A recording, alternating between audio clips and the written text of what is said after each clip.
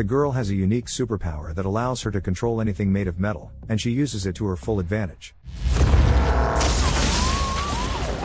The police are in a relentless chase after a fugitive, broadcasting her coordinates to every unit. She's running out of options, and despite her desperate attempts to shake them off, they manage to trap her. With no other choice, she activates her powers, opens a portal, and vanishes through it, leaving the officers bewildered as their target disappears. Elsewhere, two guys and a girl are scanning the area. One of them announces that the girl they're after is nearby. Following a trail of wrecked car parts, they enter a building and find her. She immediately assumes they're with the police. Introducing themselves as Eclipse and Polaris, they reveal their powers, assuring her they're there to help. They're mutants, just like her. Just then, the second guy returns with urgent news. Trouble is closing in. The group quickly spreads out, preparing for a fight. Polaris uses her power to magnetically pull metal and officers together, while Eclipse blinds them with intense flashes of light. The group dashes outside, racing toward their getaway car, but they're too slow. A cop jumps out from around the corner and shoots one of the guys. Enraged, the girl unleashes her power on the officer, but more police swarm in, overpowering her. Realizing there's no saving Polaris, the others jump into the car and speed away, leaving her behind. Bellevue Acres High School. 14 hours later, a man and a woman sit down with the school principal, visibly anxious about their son, Andy. They explain how his sleep patterns and grades have worsened due to bullying. The father, growing frustrated, demands immediate action, threatening to take legal steps against the school if nothing is done. Tension fills the room, and the principal, uncomfortable with the turn of the conversation, excuses himself and leaves. As soon as he steps out, Reed Strucker's phone rings. Answering, he's informed that he's urgently needed in Garland for an interrogation with a key suspect. At home, Lauren is video chatting with her boyfriend, asking for his opinion on her outfit for the evening. Just as they finish, she hears her mother arrive and heads downstairs to join her family for dinner. As they sit around the table, the conversation drifts toward a controversial new law allowing people to be tested for the X gene. Lauren mentions that one of her classmates told her his cousin is a mutie. She's visibly offended when her brother uses the term, upset by his casual disrespect toward people with abilities. Meanwhile, Reed arrives at the mutant detention center. He walks into Polaris's cell and informs her that she's been arrested for attempting to kill 2 police officers and for using her mutant abilities. Reed is aware of her ties to an underground mutant resistance group, having helped many escapees. He offers her a deal in exchange for cooperation, but Polaris refuses. Determined, Reed steps closer, insisting that he's trying to help. But Polaris senses the metal bolts in his knee and uses her powers to manipulate them, warning Reed that she could tear them out at any moment. She adds that if she had truly wanted to kill those cops, she would have done it. In response, Reed calmly pulls out a set of documents and reveals a critical detail she was unaware of. As she reads through the papers, Polaris's confidence crumbles into despair. Reed leaves her with the documents, suggesting she reconsider his offer before he walks out of the cell. Later that evening, Lauren is ready for the dance. As she gets into her car, she's startled to find her brother already inside. He wants to tag along. After a moment's pause, she reluctantly agrees, on the condition that their mother never finds out. Upon arriving at the party, Lauren heads off to dance with her boyfriend, leaving Andy sitting against the wall. Suddenly, he spots a new group of boys entering the room, his usual tormentors. Trying to slip away unnoticed, he finds himself intercepted. The boys drag Andy into the shower room, where they begin to taunt and bully him. The ringleader turns on the cold water first, then switches to scalding hot. Overwhelmed by pain and fear, Andy starts screaming, and chaos ensues. The walls of the building begin to shake, shower pipes bend and twist, and the bullies are thrown across the room. In the dance hall, panic erupts as the trembling walls give way to chunks of the ceiling crashing down. Students rush toward the exits, and Lauren frantically searches for her brother. Pushing through the crowd, she uses her force field powers several times to shield herself. When she reaches the showers, she finds Andy. After calming him down, she helps him escape the crumbling building. Meanwhile, Blink, who has just been rescued, is brought to an underground mutant assistance center. Learning that she has no family to turn to, she's given temporary shelter until they can arrange for her transport. At the same time, Eclipse is getting treatment for a wound, desperate to search for Polaris. He's held back by others, who remind him that they barely escaped from a dozen cops and that Polaris is surrounded by hundreds. His frustration is interrupted by a girl who enters the room, showing a news report about the destroyed school that was attacked by mutants. Back at home, Andy and Lauren share everything with their mother. She's shocked to learn that her son has manifested mutant abilities. Defending her brother, Lauren reveals that she also has powers, which surfaced years ago after a car accident. Their mother is baffled as to why she never mentioned it before. Their conversation is abruptly interrupted by a sudden knock at the door. When she opens it, she finds men on the porch introducing themselves as agents of the Guardians, there to take her children. Katie Lynn refuses to let them in, but they use force to enter the house. An enraged Andy demands they back off from their mother. As the walls begin to shake, Lauren realizes it's time to flee. She places a shield between them and the agents, allowing the family to dash into the garage and hop into the car. Gunfire erupts as they make their escape, but the woman and her children manage to drive away. After arriving at a gas station, Caitlin calls her husband to inform him that their children are mutants and that they had to flee. Meeting Reed at a diner, she shares the details of the incident at the school and how the Guardians showed up at their home. Reed realizes the situation is dire and that they need to relocate to a place with more lenient laws, like Mexico. At Reed's workplace, the Guardians demand access to his office and computer. Meanwhile, Reed is outside the building, watching the entrance. Spotting a colleague, he calls her for help. He needs all the information on the mutant network to reach out for assistance in protecting his children. Though Carla is hesitant, worried about her career, Reed manages to persuade her to assist him. The family checks into a motel. While Lauren and Andy go for a walk, she suggests they practice controlling their powers. She explains what to do and encourages him to use his abilities to gently dislodge a snack packet from a vending machine. At first, Andy succeeds, but his powers spiral out of control, resulting in the machine shattering completely. Meanwhile, Blink visits Eclipse in the underground hideout. Grateful for her rescue, she expresses her sorrow over Polaris' situation. Eclipse recalls how Polaris escaped from prison using a portal and asks if they can transport themselves to her. Blink shakes her head, explaining that trying to open a portal to a place she's never been can end badly. To illustrate, she opens a small portal from her hands to the ceiling and tosses a rubber dog toy through. Only half of it falls back down. Just then, Eclipse receives a phone call from Reed, who asks for help. In return, he promises to assist Polaris and reveals that she's pregnant. Eclipse agrees to meet him. The next morning, Reed and Caitlin are standing by the window when they suddenly spot search drones overhead. Realizing they're running out of time, they quickly wake the kids and start packing their belongings. Recognizing that driving their own car is too risky, Lauren suggests they steal another vehicle. Using her powers, she creates a protective barrier between the pickup truck's owner and the vehicle, allowing them to make their move. Eclipse heads to a bar for his meeting. After a while, Reed arrives and informs him that Polaris is in Garland. He reassures Eclipse that both she and the baby are fine, but insists on sharing more details only after they help his children. Eclipse agrees and provides coordinates for where the family needs to be taken. In return, he asks Reed to stay close until they free Polaris. Meanwhile, in the underground hideout, Blink repairs a dog toy before heading to find John. She informs him that Eclipse received a call and left an hour ago. Initially hesitant to share the information, she remembers her debt to Polaris and concludes that Polaris would be furious if something happened to her friend. Worried, John immediately starts gathering his things to search for Eclipse. At the designated location, Reed arrives with his family, where Eclipse is already waiting. He explains that they need to gather supplies for the journey ahead. Caitlin, frightened, demands to know what will happen next. Eclipse reassures her that they will head to the border. Despite the presence of mutants among the border patrol, they've learned to navigate around them and smuggle people under or through the rocks. New documents will be provided, and local churches and families will assist them further. Suddenly, they hear the sound of vehicles approaching. Turning around, they see the Guardians surrounding them on all sides. Reed tries to negotiate, but his efforts are rejected. Just then, the door behind them crashes open, and John and Blink rush in to help. As the group bolts, the Guardians release tracking drones that follow closely behind, eventually cornering the mutants. Realizing there's no other way out, Eclipse asks Blink to open a portal. One by one, they step through, leaving only Andy and Reed outside. Using his powers, the boy tears apart the drones surrounding them,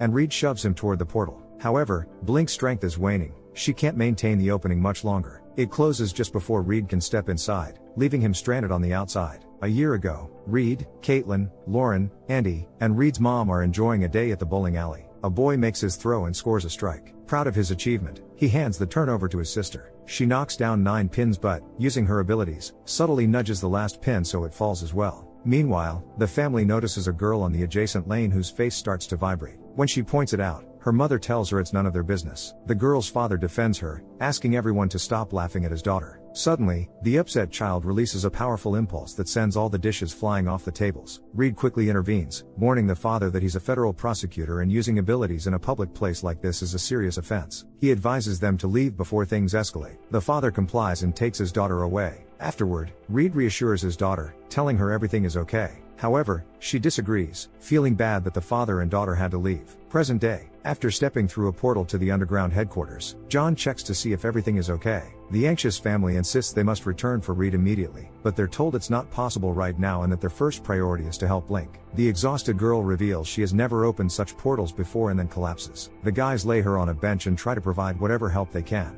At that moment, Andy again demands they help his father, but Eclipse interrupts. He explains that Reed promised to get Polaris out of prison and that he wants to save him just as much as they do, but it can't happen right now. Meanwhile, Jace Turner relays information and orders to his subordinates about the capture of mutants. After that, he approaches Reed and informs him that he's under the effect of a neutralizing bullet. Once its effects wear off, they will talk about his family. Polaris is brought to the Lakewood District Jail and placed in a cell. As soon as the door shuts behind her, she tries to use her powers, but the collar around her neck prevents her from doing so. It shocks her, and inmates in other cells laugh at her failure. Only one girl from the opposite cell explains what the collar is for. It's put on all mutants to stop them from using their powers and escaping. The only way they can get out of prison is in a coffin, and to survive here, she needs friends. Back at the headquarters, Blink's condition worsens. They tried to call a doctor, but it's already too late. John urges them to keep looking for help and confronts Eclipse, blaming him for what happened. By trying to assist Polaris, he put them all in danger. Their argument is interrupted by Lauren, who reports that something is wrong with Blink. Caitlin rushes down to her, stating that Blink has a fever and is struggling to breathe. She urgently needs help. Although Caitlin is a nurse, she only took a week-long course in anthropological medicine at school. Seeing that Blink is getting worse, Lauren asks her mother for assistance, reminding her that she saved their lives. The woman agrees and lists all the necessary medications, but they aren't available at the headquarters. If help isn't given soon, Blink will die. However, John insists they can't. She would be arrested immediately. At that moment, Blink opens a portal,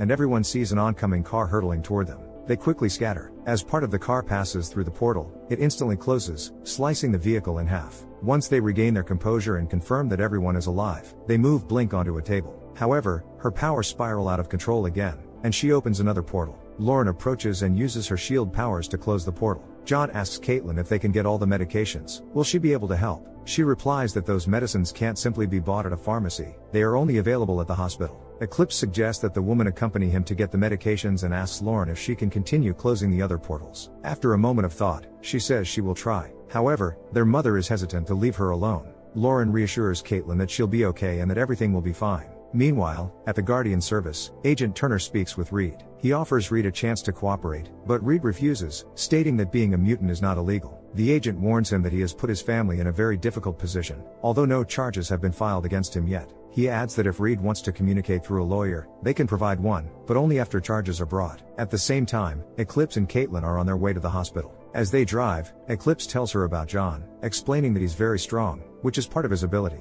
This means her children are safe around him. In the prison, Polaris is escorted to the shower by guards. On the way, she spots a mutant inmate in one of the cells, also wearing a collar. As she stands under the water, everyone suddenly notices black liquid running down Polaris's back. When she washes away the paint, they see that her hair is green. Back at the headquarters, Lauren and Andy ask John about Blink. He explains that she escaped from prison after being locked up for stealing food from a store using portals. It's very difficult for mutants who don't look like ordinary people to find work. At that moment, Lauren, again dazed, opens a portal. On the other side, a large crowd and police have gathered. With great effort, Lauren manages to close the portal. Eclipse and Caitlin arrive at the hospital, where Caitlin is taken aback by its condition. Eclipse explains that the government plans to shut down these hospitals as well. If that happens, there will be nowhere for mutants to receive treatment. Realizing that the medications are located in the emergency room, Caitlin quickly devises a plan. Remembering that Eclipse was injured in the shoulder, she asks him to remove the bandage and pretend he was just hurt. When he unwraps the bandages, she notices that his blood glows brightly. They rush into the hospital, and Caitlin demands to see a doctor immediately. A physician is located, and he stitches up Eclipse's wound. After briefly pushing Caitlin aside, he notices her head injury and inquires about it, suggesting there might be domestic violence in their relationship. She quickly denies this, insisting it was just an accident. Once the doctor leaves, she decides it's time to find the medications. Meanwhile, John informs Sonia that they are managing to close the portals for now, but it's uncertain how much longer Lauren can maintain this. He saw police officers in the last portal, and if they break through, it will be disastrous for them. This means they need to evacuate immediately. However, Sonia wants to take Blink somewhere safe. John believes that would be even more dangerous, so they can only hope that Eclipse arrives with the medicine in time. Agent Turner speaks with Reed again, this time bringing forth terrorism charges against him. He shows Reed a photo of Polaris and reveals that they discovered he used her dossier to connect with an underground organization. A former colleague of Turner's tipped them off about this. Given the recent events, they are prepared to declare the underground organization a terrorist group, which would set a legal precedent for Reed's connection to them. Turner also recounts how he lost his daughter in the incident on July 15th. She was only 7 years old. He'll never know whether the energy surge came from a good or bad mutant, but he doesn't care. After hearing Turner out, Reed responds that these charges won't hold up in court. Turner retorts that's exactly why they need a judge. With that, he gathers the documents and exits the interrogation room. In the prison cafeteria, Polaris spots a porcelain-skinned mutant. Approaching her, Polaris offers her support, suggesting they stick together. The girl replies that everything is already too complicated and asks Polaris to stay away. Meanwhile, Caitlin dons a nurse's uniform and sneaks into a restricted area of the hospital. After distracting a nurse, she grabs the necessary medications and heads for the exit. However, she spots a doctor talking with police officers. Returning to Eclipse, she informs him of the situation, and they urgently start making their way out of the hospital. Unfortunately, they run into police officers along the way. Bursting out onto the street, Eclipse slams the door shut, and they manage to reach their car and escape. Back in the prison, Polaris and the other inmates head outside for their daily exercise. One of the prisoners brags that all the mutants in the facility work for her. Polaris firmly declines the offer, which incites the others to close in on her and start beating her. Fearing for her unborn child and pushing through the pain from her collar, Polaris channels her abilities, slamming a metal table into her attacker. The other inmates are furious, intensifying their assault. Just then, guards arrive, driving the attackers away and taking Polaris into solitary confinement. At the headquarters, Blink's condition continues to deteriorate. John urges everyone to evacuate as portals start opening more frequently. Suddenly, Blink opens another portal, revealing a SWAT team on the other side. Lauren attempts to close it but struggles to regain control. A violent confrontation ensues, and in the chaos, a table tips over, causing the portal to shut abruptly. However, the situation escalates as small portals erupt randomly throughout the room,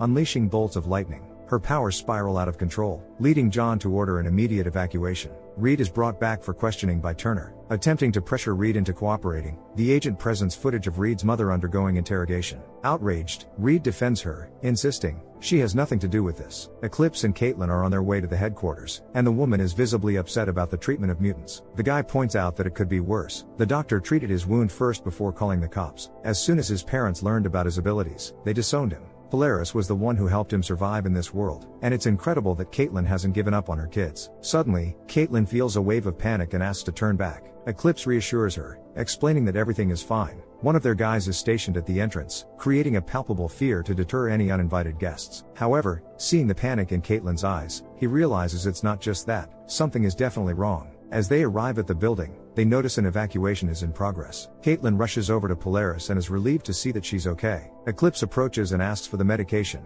but Polaris insists on handling it herself. She knows the dosage better, and Eclipse might accidentally harm her. When Polaris rushes into the building, chaos unfolds before her eyes. Portals are opening and closing all around, and bolts of lightning streak through the air. A portal opens right next to her, leading directly to Blink. Gathering her courage, she leaps through and lands beside Blink and John. After injecting the necessary medication, Polaris starts to feel better, and her strength begins to return. John, exhaling in relief, scans the room, taking in the devastation all around them. After some time, Blink starts to regain her composure. She feels terrible about what happened, but John reassures her that she shouldn't worry and should focus on resting. Nearby, Caitlin sits with the children, expressing how proud she is of them. She promises that they will find their father and bring him home. Looking at the other mutants, she tells her kids that this has been a long battle involving many people, and now it's their turn to fight. They will stand up to ensure their dad returns so that everyone can come home. Meanwhile, Turner approaches Reed again, asking if he's finally ready to talk because his life is spiraling into chaos. Reed refuses, asserting that if Turner wanted to throw him into the abyss, he would have done so already.